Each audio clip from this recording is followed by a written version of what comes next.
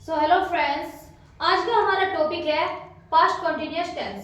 Past continuous tense की अगर हम बात करते हैं तो पास्ट कंटिन्यूअस में हमारा जो कोई भी काम है उसका करना या होना पास्ट में जारी रहना दिखाता है। मतलब किसी भी काम का पास्ट में जारी रहना दिखाता है।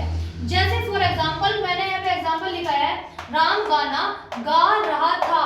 भाई राम गाना गा रहा था, अभी गा नहीं रहा है, इसका मतलब है वो गाना गा रहा था, मतलब पास्ट में उसने ये काम किया है गाना गाने का। ओके, जैसे मैं स्कूल जा रही थी, हम पढ़ाई कर रहे थे, ये सभी पास्ट कंटिन्यूअस में हमारा जारी रहना दिखा रहे हैं किसी भी काम का।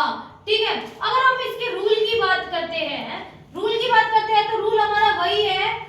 रूल को लिखने का तरीका हमारा सेम वही रहेगा, बस सिर्फ हमारी यहाँ पर किसी भी सेंटेंस में की अगर हम बात करते हैं उसके रूल्स वही रहते हैं फ्रेंड्स, सिर्फ हमारी हेल्पिंग वर्ब उसके अंदर आकर के चेंज हो जाती है। तो अगर हम इसमें हेल्पिंग वर्ब की बात करते हैं, हेल्पिंग वर्ब के रूप में यहाँ पे हम वॉज और वर का यूज करते हैं फ्रेंड्स।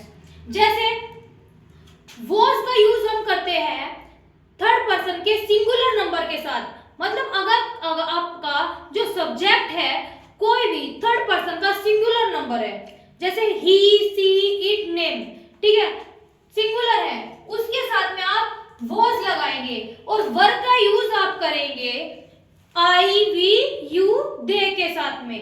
मतलब प्लूरल सब्जेक्ट अगर आपका है तो वहां पे आप वर का यूज करते हैं। ठीक है फ्रेंड्स, अब जैसे फर्स्ट रूल है आपका subject was were plus verb की first form ING then object. Friends यहाँ पे भी वर्ब की फर्स्ट फॉर्म के साथ में आपको आईएनजी लगाना बहुत ही कंपलसरी है। ठीक है, अब जैसे आप इसको एग्जांपल को हम सॉल्व करते हैं, जैसे राम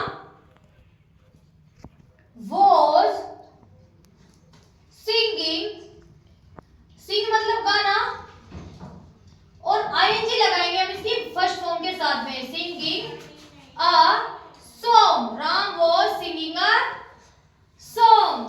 सो फ्रेंड्स, देखा आपने कितना इजी है ट्रांसलेट करना, और किसी भी सेंटेंस को बोलना बहुत ही आपके लिए इजी होता है अगर आपको उसके रूल पता हो कि इसके रूल्स कैसे होते हैं और हमें इसको ट्रांसलेट किस तरीके से करना है। अब सेकंड रूल की अगर हम बात करते हैं, सब्जेक्ट के बाद आपका वॉज वर्ब देन आपका आ जाएगा नोट, क्योंकि ये नेगेटिव है, फिर नोट के बाद में आप verb first ING then object आ जाएगा आपका।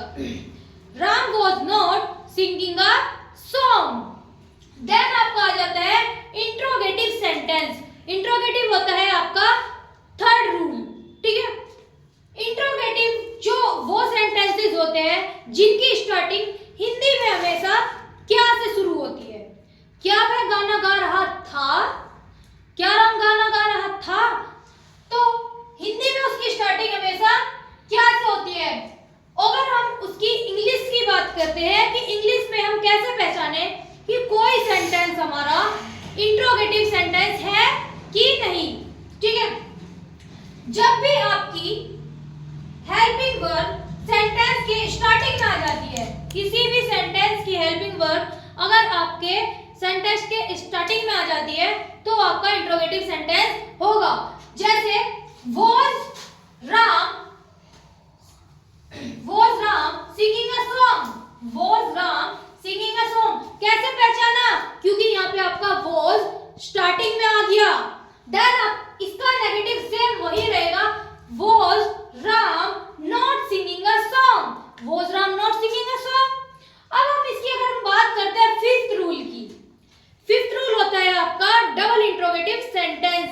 मतलब उसमें आपके WH फैमिली के वर्ड्स आ जाते हैं, क्या, क्यों, कब, कहां, कैसे, बट उसमें सिर्फ फर्क इतना है, सब्जेक्ट के बाद आपके कहीं पर भी आपके सब्जेक्ट के बाद सेंटेंस के बीच में आपका क्या, क्यों, कब, कहां, कैसे आ जाता है।